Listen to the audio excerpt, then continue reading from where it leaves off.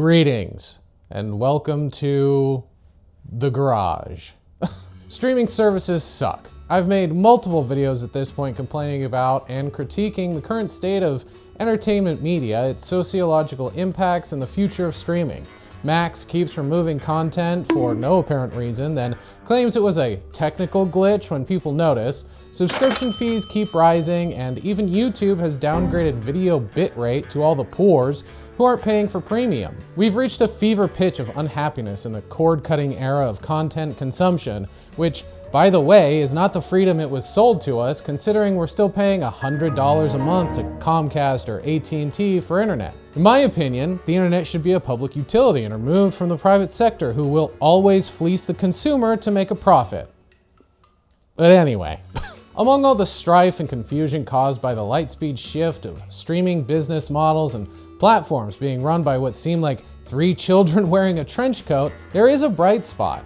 I realize many of my videos are about how terrible, cringe, or toxic something is, whether it's streaming services, alpha culture, or clickbait blogs, and I wanted to spread some positivity in the new year. I want to talk about a good thing that exists in the world for once, which is honestly hard to find nowadays. There is one streaming service that I'm aware of, there's obviously probably more out there, that has broken the mold and seem to be acting equitably not just for their consumers, but for their staff and talent as well. Dropout, formerly known as College Humor, has had a few articles published recently praising their business model and expansion in what could be considered an unconventional approach to pay, talent acquisition, and representation.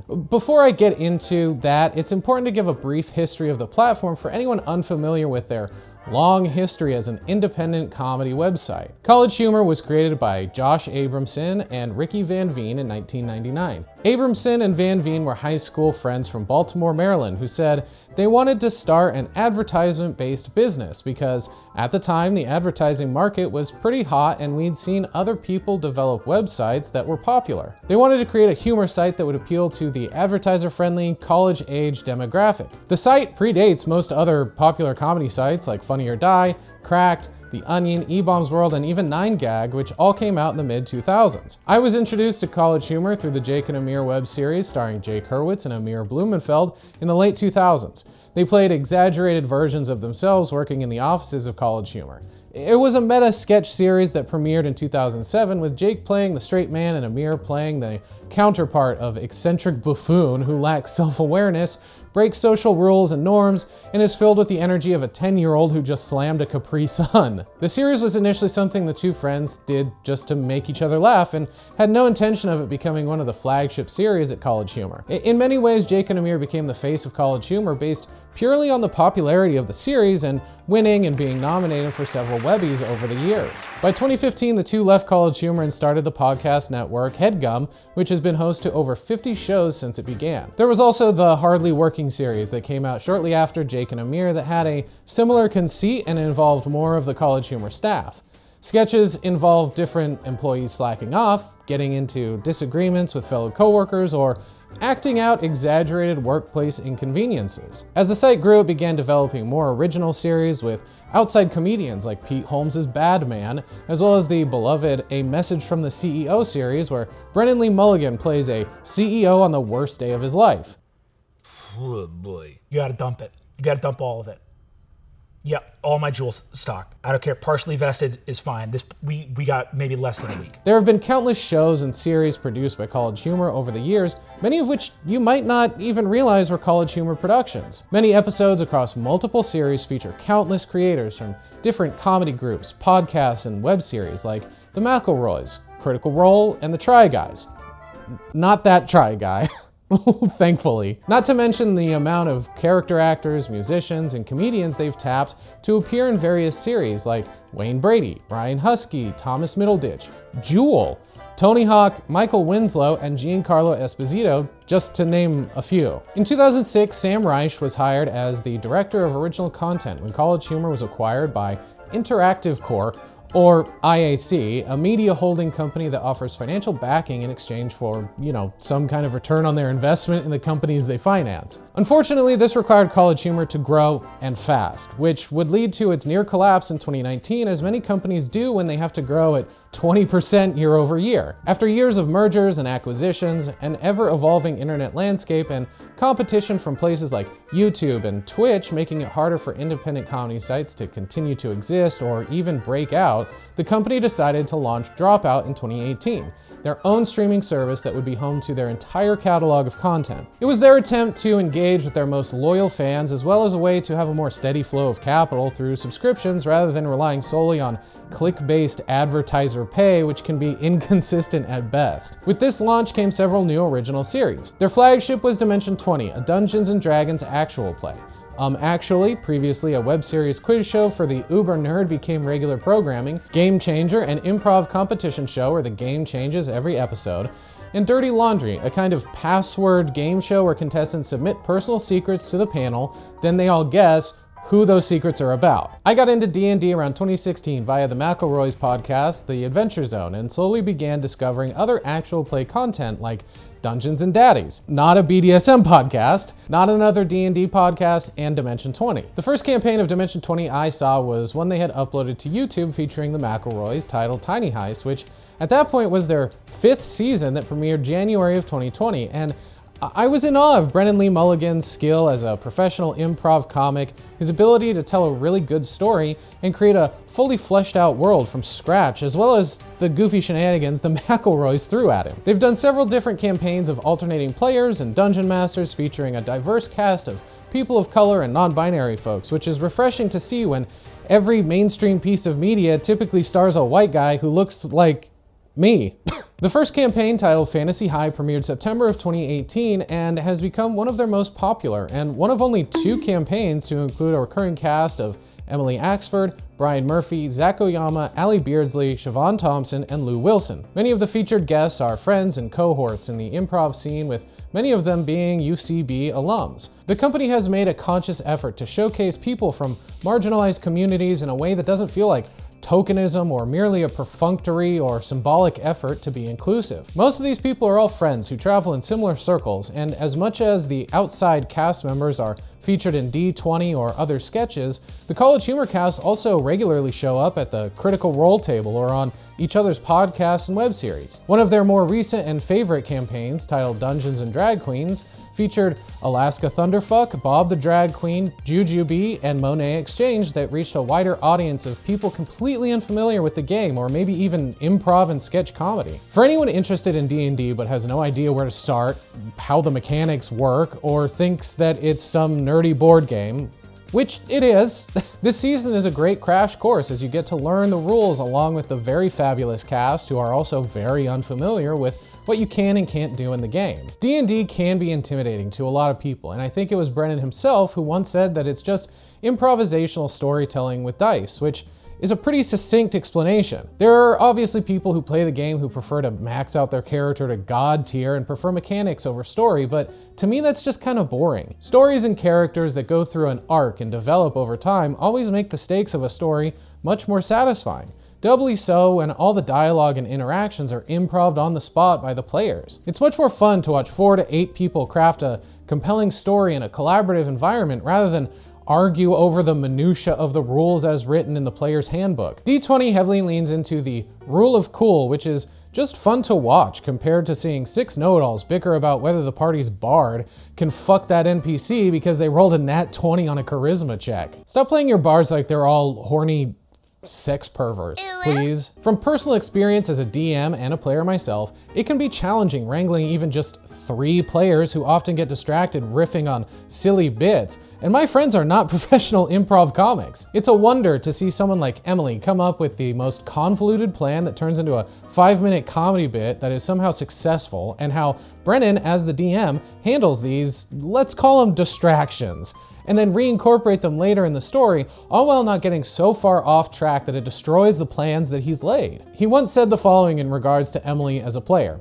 Emily is one of the best role players, endlessly creative, always fun to play with. She was also sent from hell to kill me. I recommend looking up the Hilda clip on YouTube to see exactly what he's talking about here. Where mainstream media often falls short of meaningful representation in an equitable way, Dropout continues to push and evolve acceptance and education of gender, class, and culture. The misrepresentation of these traits by large media corporation often comes down to their bottom line, the target audience, and box office draw of the talent, as well as the systemic bias, inherited social inequality, and prejudice of the gatekeepers of those companies. While a company like Disney might try including members of the LGBTQ+ community or people of color into their stories, they either receive backlash from far-right trolls or fall short by relying on traditional gender stereotypes, pushing those characters to the background, or it just comes across as nothing more than pandering. Like how Target shoves cynical, capitalist gay pride memorabilia down our throats for a whole month every year only to forget it ever happened come July 1st. It's often tone deaf and misunderstands how that group wishes they were represented. I obviously don't want to sit here and speak on behalf of the LGBTQ or BIPOC communities, but there are countless interviews, talkbacks, and behind-the-scenes clips from any number of Dropout productions where the talent has gone into extensive detail about their own grievances and experiences of this very thing, while at the same time praising Dropout for their own efforts. In a smaller, more intimate setting that independent media companies like Dropout exist in, the same upper management employees work much more closely with their talent, and in the case of Dropout,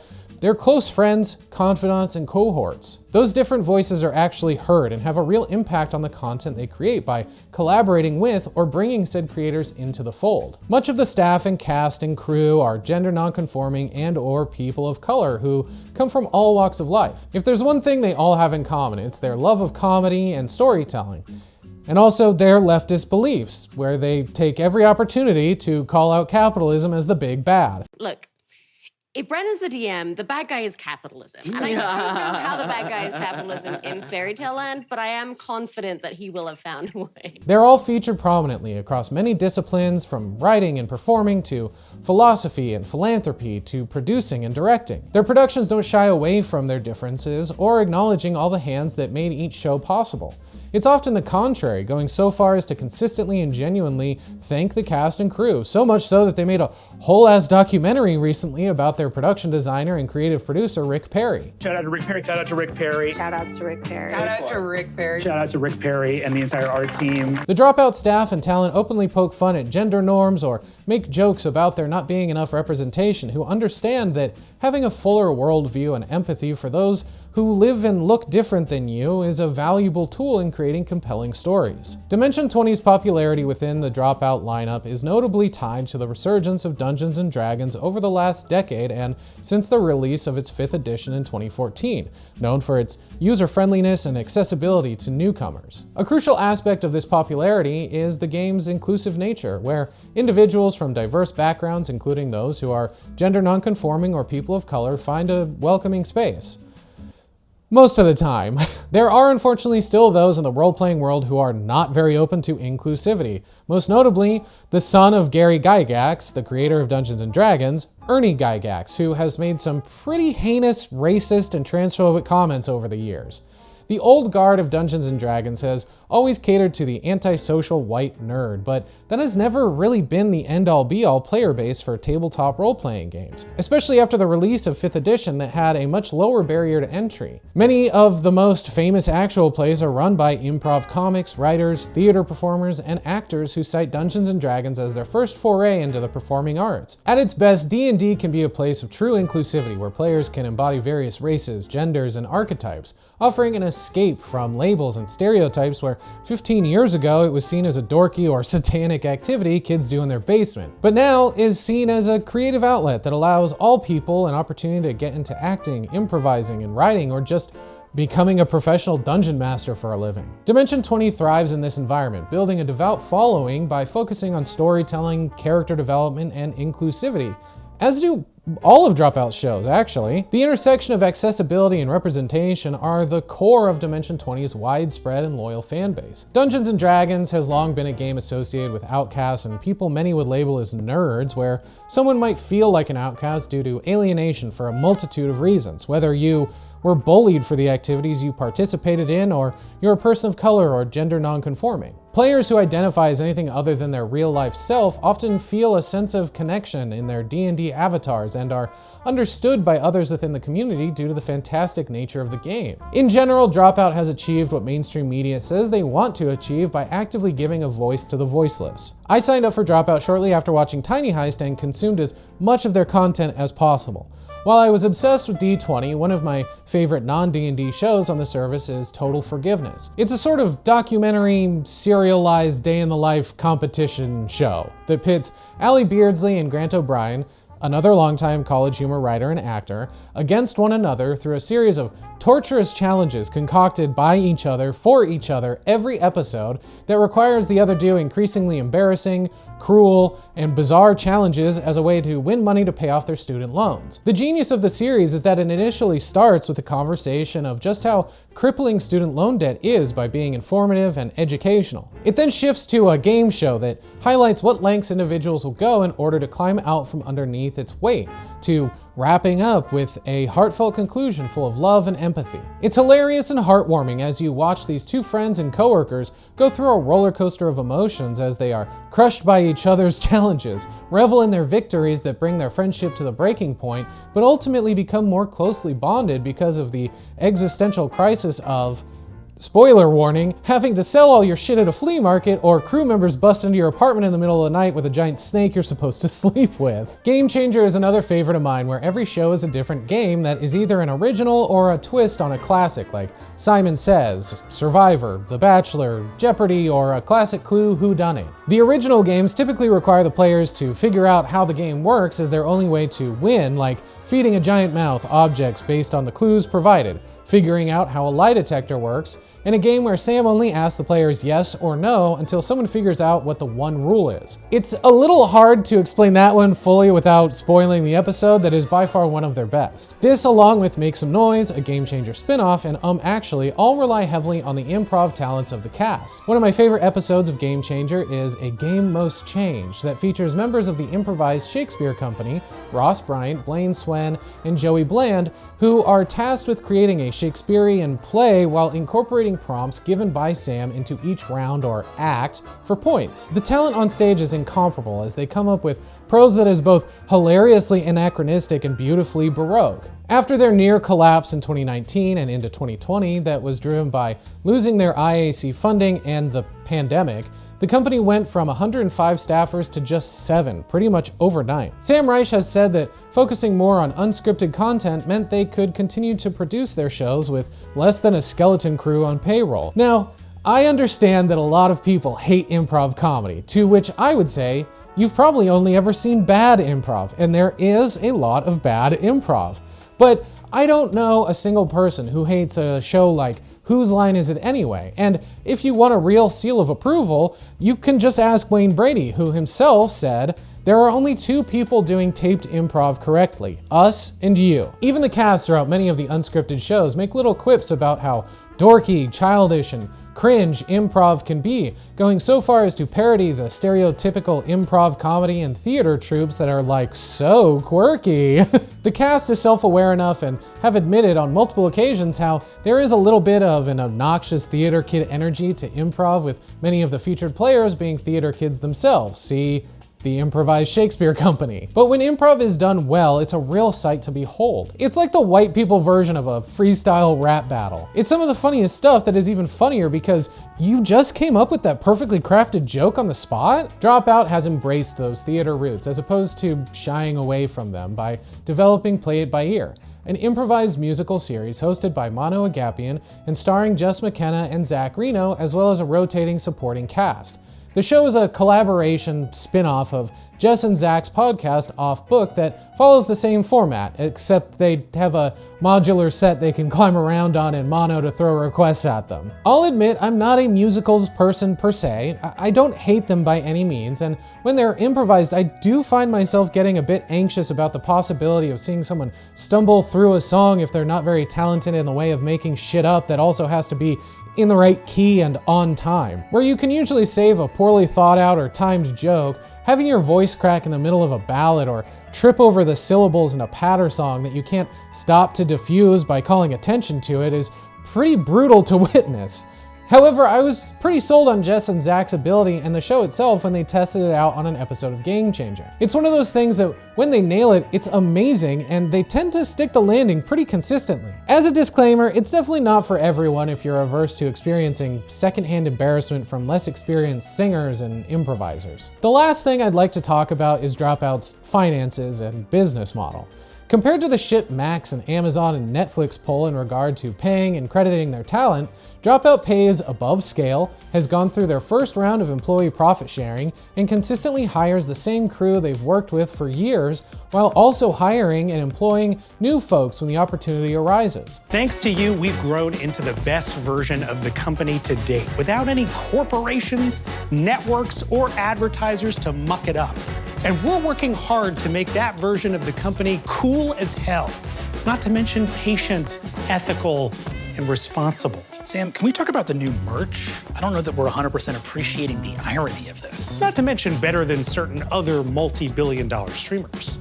I'm being paid $500 just to say this line. Thank you, Iffy. Iffy's going home because we want to be respectful of his time. Can I go home? Look, Brennan, free snacks.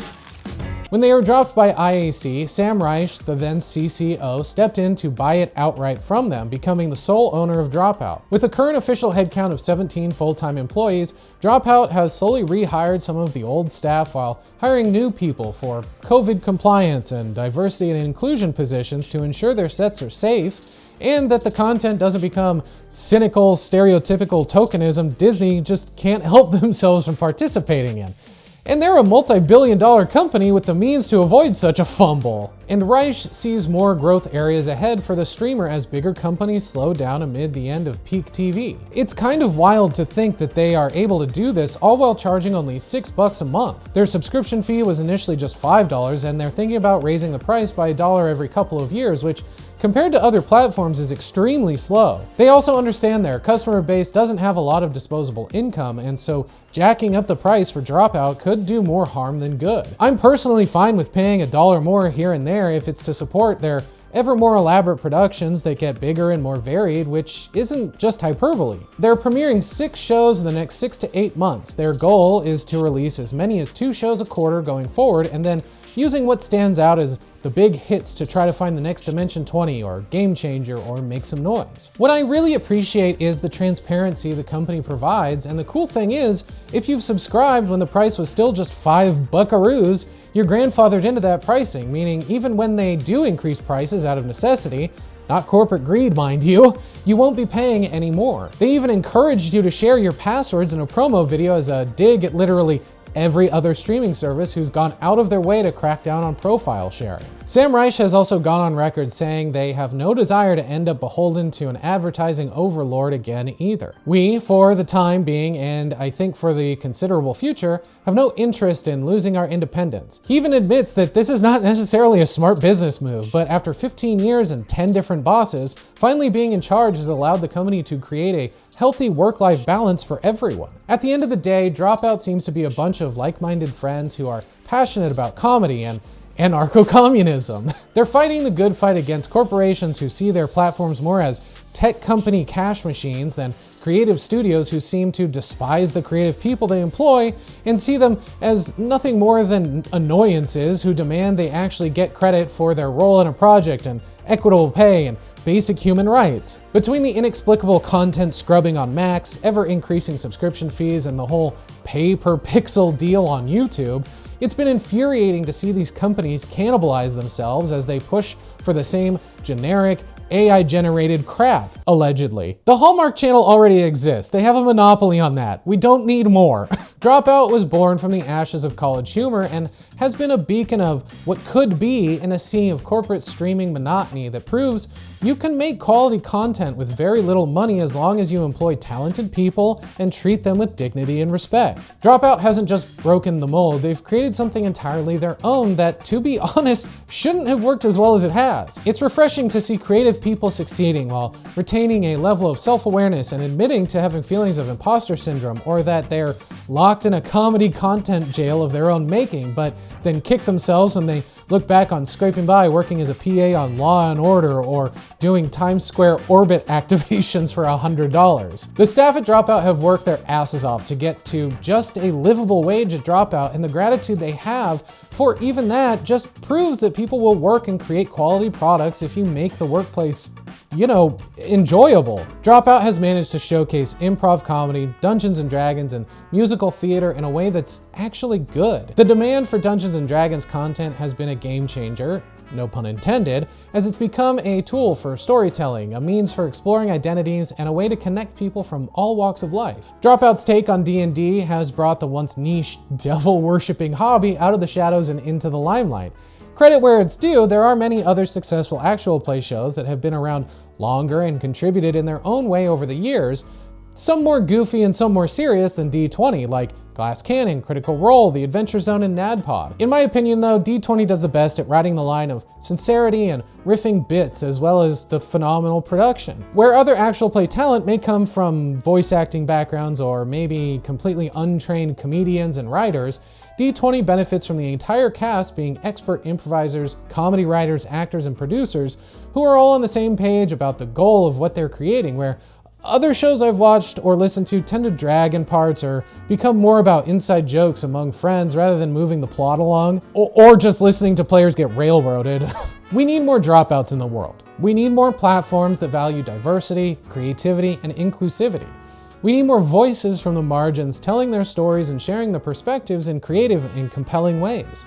At the end of the day, the media we consume should connect us, challenge us, inspire us, and show us the world through a different lens. This is obviously a full-throated recommendation for you to take that Netflix or Max subscription and spend half the amount to support a small independent company like Dropout. Dive into their content and experience a streaming service that actually gives a shit about its audience, their content, and the people who create it for them. And who knows, you might just find your new favorite show or learn to appreciate improv comedy or, depending on how old you are, rediscover the joy of a good old-fashioned D&D campaign by getting caught up on Fantasy High just in time for their next season premiere. That's the video. Thanks so much for watching. If you made it this far, that means you're special. Obviously. We all know that now. Be sure you like and share and subscribe. You can go follow me on Instagram where I give little updates about videos and my life and the way things are going, which is just okay. Until next time, vanish.